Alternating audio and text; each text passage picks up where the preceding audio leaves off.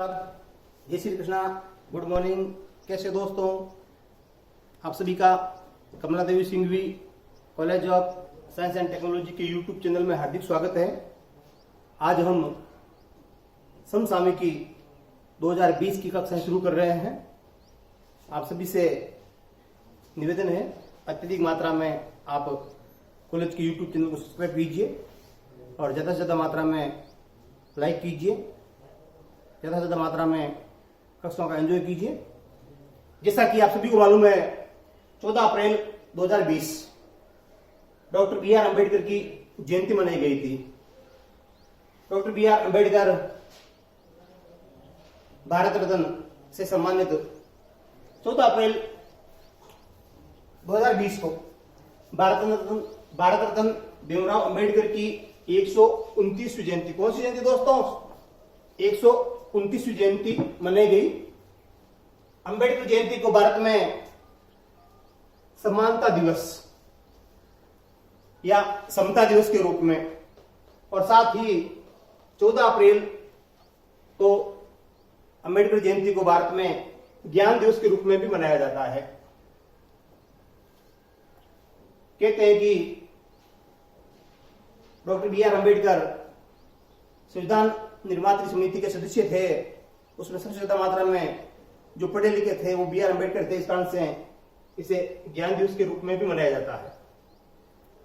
Doctor B R. Ambedkar का जन्म 14 अप्रैल 1891 को मध्य प्रदेश में एक प्रांत था जिसका नाम था महू प्रांत के एक छोटे से गांव, जिस गांव को अमडव गांव के नाम से जाना जाता है, उस गांव में इनका जन्म हुआ था। बी.आर. अम्बेडकर को संविधान का शिल्पकार उपनाम से संबोधित किया जाता है। संविधान शिल्पकार क्योंकि बी.आर. अम्बेडकर ने ही संविधान का जो प्रारूप है वो तैयार किया था और संविधान निर्मात्री जो समिति थी, उस समिति के दौरान एक प्रारूप समिति होती थी। उस प्रारूप समिति का अध्यक्ष है जो बी.आर. अम्बेडकर को चुना गया और अध्यक्ष पद पर रहते हुए उन्होंने भारतीय संविधान का जो मसौदा है वो तैयार किया था और इसी कारण डॉक्टर बी.आर. अम्बेडकर को भारतीय संविधान का शिल्पकार उपनाम से संबोधित किया जाता है। Doctor B R. अम्बेडकर एक गरीब परिवार से थे। उनकी शिक्षा दीक्षा का पूरा जो भार था बड़ौदा के महाराज थे गायकवाड़ द्वितीय, शिवाजीराव गायकवाड़ द्वितीय।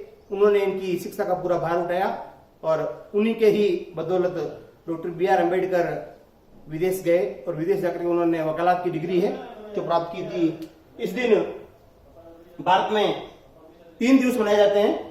एक होती बी.आर. अम्बेडकर जयंती, एक होता समानता दिवस और एक होता है ज्ञान दिवस। एक छोटे से परिवार से निकल करके, एक ऐसी जाति से निकल करके जिस जाति को तत्कालीन परिस्थितियों में छुआछूत की दृष्टि से देखा जाता था, खूब उन्होंने संघर्ष किया और संघर्ष करने के बाद में well up to date graduate होकर के इन्होंने भारतवर्ष के लिए जो संविधान का निर्माण था, उस निर्माण का जो प्रारूप है, ड्राफ्ट है, बी.आर. अम्बेडकर ने ही तैयार किया था।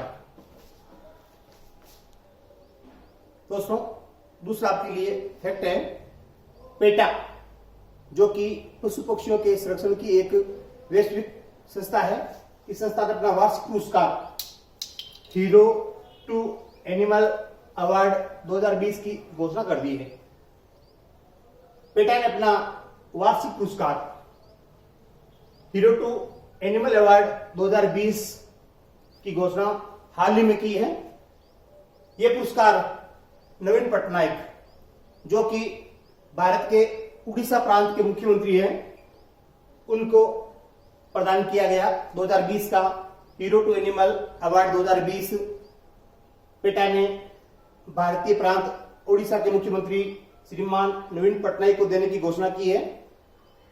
हुआ यूं कि कोविड 2019 महामारी में बजट आवंटन के दौरान नवीन पटनायक जी ने राज्य के जो आवारा पशु हैं, खासकर जिन पशुओं का कोई मालिक नहीं है, जो आवारा घूमते रहते हैं, उन आवारा पशुओं के लिए चारे पानी हेतु अलग से बजट आवंटित किया था और उसी को ध्यान में रखते हुए पेटा ने हीरो एनिमल अवार्ड 2020 उड़ीसा के जो मुख्यमंत्री जी नवीन पटनायक उनको देने की घोषणा की है।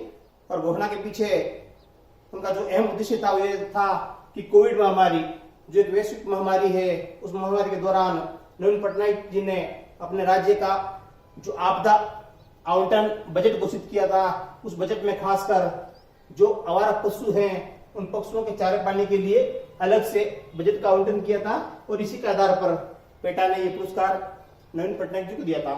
पेटा पशु पक्षियों के संरक्षण की एक वैश्विक संस्था है। विश्व में लुप्त होती पशु और पक्षियों की जो प्रजातियां हैं उन प्रजातियों के संरक्षण के लिए अंतर्राष्ट्रीय संस्था पेटा जो काम करती है ताकि विलुप्त प्राय प्रजातियों को संरक्षण देकर उन्हें बचाया जा सके, जिसका मुख्यालय वर्जीनिया के नॉरफॉल्क यूएसए में स्थित है। और इसकी स्थापना 22 मार्च 1980 में की गई थी।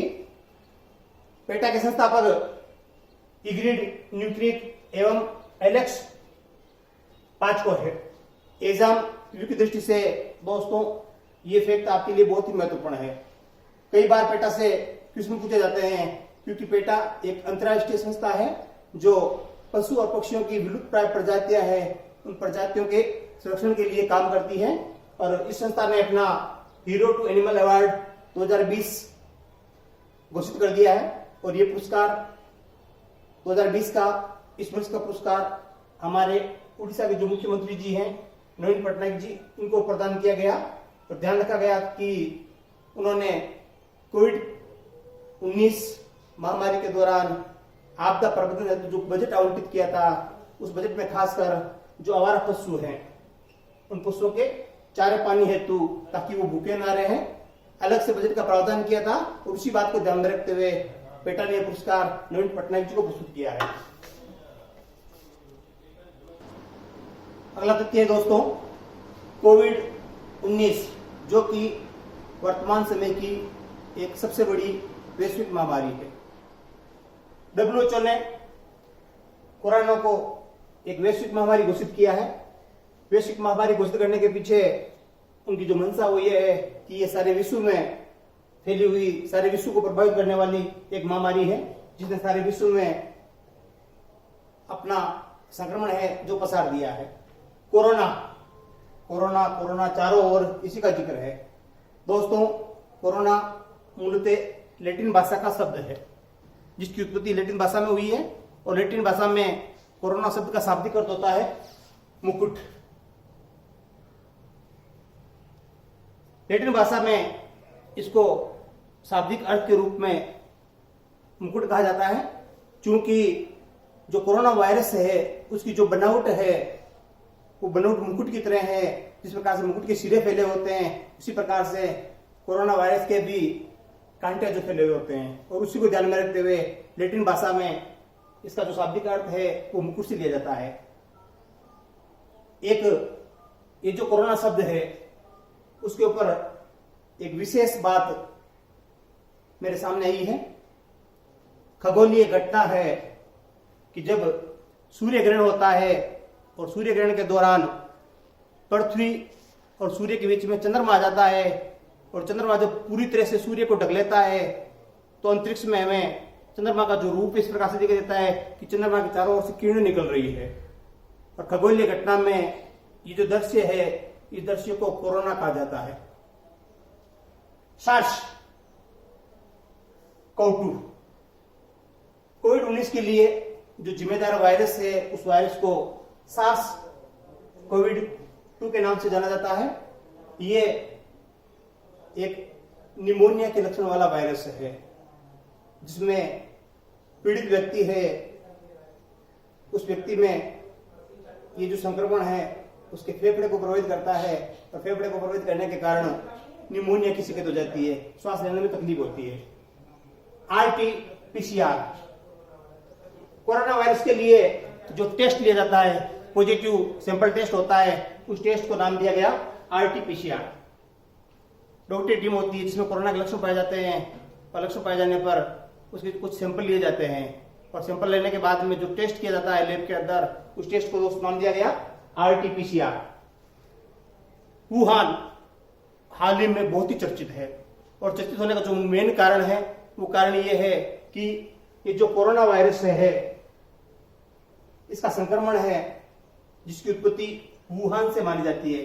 कहते हैं कि वुहान के अंदर चीन की जो अंतर्राष्ट्रीय लैब है उस लैब में इसका प्रशिक्षण हुआ था और प्रशिक्षण के दौरान कोरोना वायरस जो फैल गया था ये चीन के हुबेई प्रांत में, कौन से प्रांत में, चीन का जो हुबेई प्रांत है उस प्रांत में वुहान नामक एक जगह स्थित है जहां से कोरोना का फैलाव माना जाता है। हरियाणा भारत का पहला राज्य जिसने कोरोना वायरस को महामारी घोषित किया है। जो ही कोविड-19 एक वैश्विक महामारी बनकर के फैला तो सबसे पहले भारत में हरियाणा के जो मुख्यमंत्री है खट्टर साहब, उन्होंने कोरोना को महामारी घोषित किया। केरल भारत में प्रथम कोरोना पॉजिटिव व्यक्ति की पहचान केरल में हुई है। केरल में कोविड-19 यानी कोरोना वायरस 19 के उपचार के लिए सर्वप्रथम प्लाज्मा थेरेपी, एक आयुर्वेदिक थेरेपी होती है, उस थेरेपी का ट्रायल है जो शुरू करने वाला भारत का पहला राज्य केरल है जिसने कोविड-19 के उपचार हेतु प्लाज्मा थेरेपी का ट्रायल है जो शुरू किया है। राजस्थान भारत में लॉकडाउन करने वाला या लॉकडाउन का निर्णय लेने वाला भारत का प्रथम राज्य राजस्थान है जिसने कोरोना वैश्विक महामारी को ध्यान में रखते हुए इसके संक्रमण को रोकने हेतु लॉकडाउन जो घोषित किया था। कहते हैं कि वैज्ञानिकों ने अपने अनुसंधान में माना है कि जो कोविड-19 वायरस है जो चमगादड़ों से फैलता है, चमगादड़ों में पाया जाता है। दोस्तों भारत में भी चमगादड़ों की दो प्रजातियां, फर्स्ट आपके इंडियन फ्लाइंग फोकस नाम की एक प्रजाति जो भारत में पाई जाती है चमगादड़ की, और दूसरी है रोजेट्स चमगादड़ी प्रजाति जो भारत में पाई जाती है। उनमें भी कोरोना वायरस की पुष्टि हुई है। माना जाता है एक लैब में इस बात की पुष्टि हो चुकी है कि भारत की ये दो प्रजातियां जो चमगादड़ों की है, इंडियन फ्लाइंग फोकस तथा रोजेट्स, इनमें भी कोरोना वायरस की पुष्टि है जो हो चुकी है। ये था दोस्तों कोविड के बारे में कुछ तथ्य, क्योंकि वर्तमान में कोविड एक वैश्विक बीमारी है और समसामयिक की दृष्टि से बहुत ज्यादा मात्रा में ये महत्वपूर्ण है। कुछ ऐसे तथ्य जो शायद आज तक आपने नहीं सुने होंगे, उन तथ्यों को इकट्ठा करके आपके लिए समसामयिक रूप में प्रस्तुत किया जाता, जैसे कि कोरोना लैटिन भाषा का शब्द है और इसका अर्थ होता है मुकुट। मैंने आपको एक खगोलीय घटना के बारे में बताया था कि जब सूर्य ग्रहण होता है और पृथ्वी और सूर्य के बीच में चंद्रमा आ जाता है और चंद्रमा के बीच में आने के कारण ऐसा प्रतीत होता है कि चंद्रमा से कुछ चमकीली किरणें निकलती है और उन किरणों को भी कोरोना कहा जाता है। ये था आपके कोविड-19 के बारे में कुछ फैक्ट, कुछ तथ्य जो एग्जाम व्यू की दृष्टि से बहुत ही महत्वपूर्ण है। आप इन अच्छी तरह से ध्यान दीजिए, अच्छी तरह से इनका एक बार आप रीडिंग कीजिए, समझिए और अपने कमेंट हैं जो कमेंट बॉक्स में राय दीजिए। समसामयिकी में अपना अगला फैक्ट है दोस्तों iGOT। iGOT एक सॉफ्टवेयर प्रोग्राम है। iGOT क्या दोस्तों? एक सॉफ्टवेयर प्रोग्राम है जो कि MHRD ministry of human research development अर्थात मानव संसाधन विकास मंत्रालय भारत सरकार का एक पोर्टल है जिसका नाम है दीक्षा पोर्टल। दीक्षा पोर्टल के ऊपर बहुत सारे एग्जाम में प्रश्न पूछे जाते हैं। एक बार क्वेश्चन आया था कि दीक्षा पोर्टल क्या है। मानव संसाधन विकास मंत्रालय का जो एक दीक्षा पोर्टल है, उस पोर्टल के ऊपर एक नया सॉफ्टवेयर प्रोग्राम लॉन्च किया गया जिसको नाम दिया गया iGOT। इस iGOT सॉफ्टवेयर का जो मुख्य उद्देश्य है कोविड-19 वॉरियर्स अर्थात वे योद्धा जो देश में कोविड-19 की जो वैश्विक महामारी है उस महामारी से लड़ते हुए संघर्ष कर रहे हैं और अपने पेशेंटों की जान बचा रहे हैं।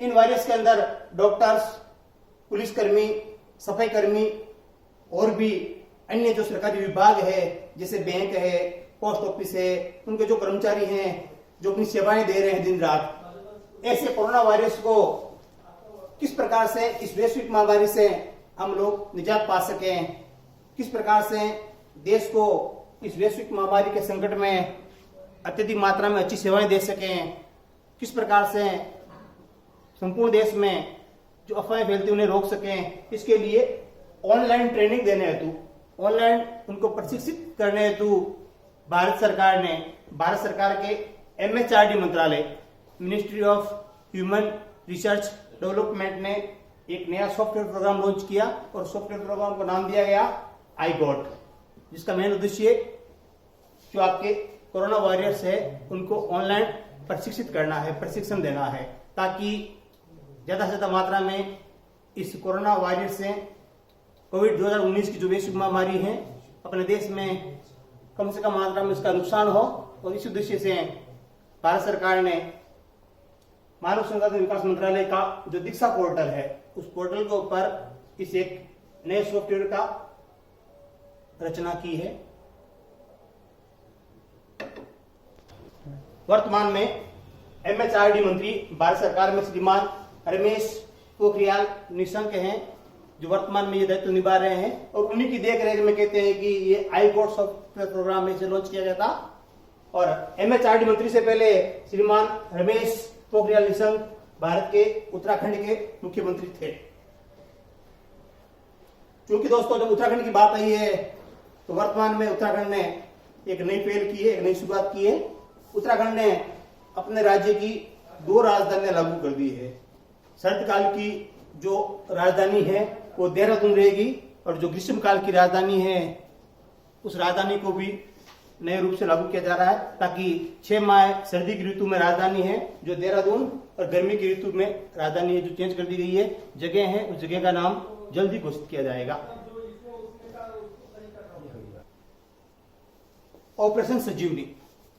ऑपरेशन संजीवनी भारतीय वायुसेना का एक अभियान है जिसके तहत कोविड-19 महामारी में भारत का एक पड़ोसी देश मालदीव, उस देश की सहायता हेतु वायुसेना ने इस अभियान के तहत 6.2 टन जो आवश्यक सामग्री है, जिनमें दवाइयां है, भोजन सामग्री है और भी कपड़े वगैरह सभी हैं, जो प्रदान दिए गए थे ताकि मालदीव है जो कोविड-19 वैश्विक महामारी है उस महामारी से निपट सके। मालदीव हिंद महासागर में स्थित एक द्वीपीय देश है। कहते हैं कि 56 द्वीपों का एक समूह है, उनमें से एक द्वीप है जो मालदीव है, जिसकी राजधानी माले है। वर्तमान में इब्राहिम मोहम्मद सोली मालदीव के राष्ट्रपति हैं।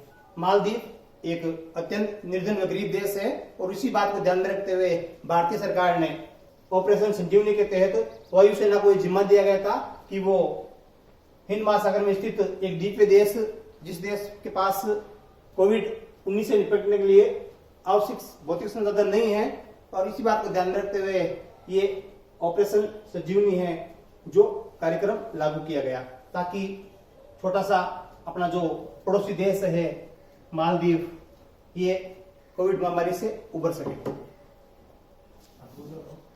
प्राणवायु। प्राणवायु एक पोर्टेबल वेंटिलेटर है जो कि IIT Roorkee, Indian institute of technology के छात्रों द्वारा बहुत ही कम लागत का एक सस्ता वेंटिलेटर पोर्टेबल तैयार किया गया। कहते हैं कि इसे नाम दिया गया प्राणवायु। पोर्टेबल वेंटिलेटर एक ऐसा वेंटिलेटर होता है जिसे आसानी से हम लोग एक जगह से दूसरी जगह स्थापित कर सकते हैं, ले जा सकते हैं। IIT रुड़की उत्तराखंड में स्थित एक संस्थान है। उत्तराखंड भारत का एक पहाड़ी राज्य है। वर्तमान में इसके मुख्यमंत्री श्रीमान त्रिवेंद्र सिंह रावत है। समसामयिकी का अगला फैक्ट, स्टैंडर्ड इन इंडिया एक पोर्टल है जो कि भारतीय पर्यटन मंत्रालय द्वारा 31 मार्च 2020 को भारतीय विदेश मंत्रालय की जो सोशल नेटवर्क साइट है उस साइट में से लॉन्च किया गया, जिसका मूल उद्देश्य भारत में फंसे हुए जो विदेशी पर्यटक हैं उन पर्यटकों की सुविधा के लिए देश में कोविड-19 जो वैश्विक महामारी फैली हुई है उस महामारी के दौरान बहुत सारे पर्यटक जो भारत की यात्रा में आए थे और लॉकडाउन के दौरान भारत में ही फंस गए थे, ऐसे विदेशी लोगों की पहचान करना और पहचान करके उन लोगों तक सहायता पहुंचाना तथा उन्हें सकुशल उन्हें अपने देश लौटाने के लिए भारत सरकार तथा भारत के प्रधानमंत्री श्रीमान नरेंद्र मोदी जी ने एक बहुत अच्छी शुरुआत की, जिसे नाम दिया गया स्टैंडर्ड इन इंडिया। और भारत का जो विदेश पर्यटक मंत्रालय है, उस मंत्रालय के जो मंत्री हैं वर्तमान में श्रीमान प्रहलाद सिंह पटेल, उनका बहुत बहुत धन्यवाद, ताकि जो विदेशी पर्यटक हैं उन्हें किसी प्रकार की कोई असुविधा न हो सके। इसके लिए भारत सरकार ने अपने विदेशी भाइयों के लिए, अपने जो विदेशी मेहमान हैं, भारत में आने वाले जो आगंतुक अतिथि है, उन अतिथियों को कोई दुविधा न हो, से उन्हें अपने दोस्त देश से लौटाया जाए, इसके लिए एक अच्छी पहल की है। उस पहल के दौरान उनकी सहायता हेतु एक पोर्टल लॉन्च किया गया और उस पोर्टल का नाम दिया गया standard in India portal.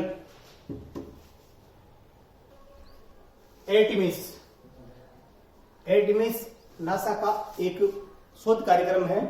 NASA national aeronautics and space administration America की एक संस्था है, जिसका मूल उद्देश्य है मानवता के लाभ के लिए ज्ञान की खोज एवं विस्तार करना।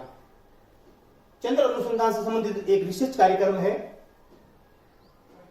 एर्टिमिस, जिसका मूल उद्देश्य है चंद्रमा के दक्षिणी ध्रुव के ऊपर एक बेस कैंप की स्थापना करना और इस बेस कैंप की स्थापना करके एक महिला एवं एक पुरुष अंतरिक्ष यात्री को अंतरिक्ष यान के माध्यम से चंद्रमा के दक्षिण ध्रुव पर 6 माह हेतु उन्हें भेजना, ताकि चंद्रमा से जुड़ी हुई अनेक प्रकार की जानकारियां, अनेक प्रकार की रिसर्च, अनेक प्रकार की खोज वो कर सके और चंद्रमा के ऊपर मानवीय जीवन की जो भौतिक संभावनाएं हैं, उन संभावनाओं के संबंध में एक नई खोज है जो जारी रहे। नासा अमेरिका का एक अंतरिक्ष स्पेस एजेंसी है, जिसकी स्थापना 29 जुलाई 1958 को अमेरिका के वॉशिंगटन डीसी में हुई थी। इसके जो संस्थापक थे उसमें वो थे श्रीमान डेविड आइजनहावर और वर्ष 2020 का नासा का जो वार्षिक बजट है 22.63 मिलियन $US रखा गया है, ताकि अंतरिक्ष में जितने भी ग्रह हैं उन ग्रहों पर मानवता के लाभ के लिए ज्ञान की खोज की जा सके एवं ज्ञान का विस्तार किया जा सके। ये था दोस्तों आज का आपका समसामयिकी के बहुत सारे फैक्ट, बहुत सारी जानकारियां। हम आपके लिए रोजाना ऐसी नई नई जानकारियां कमला Devi Singhvi college of science का जो यूट्यूब चैनल है उसके ऊपर लाते रहेंगे। आप सभी से एक गुजारिश है कि आप सभी ज्यादा से ज्यादा मात्रा में Kamla Devi Singhvi college of science and technology Kuchera का जो यूट्यूब चैनल है उसे सब्सक्राइब कीजिए। हमारे वीडियो हैं आप उन्हें अत्यधिक मात्रा में शेयर कीजिए, लाइक कीजिए और कमेंट कीजिए।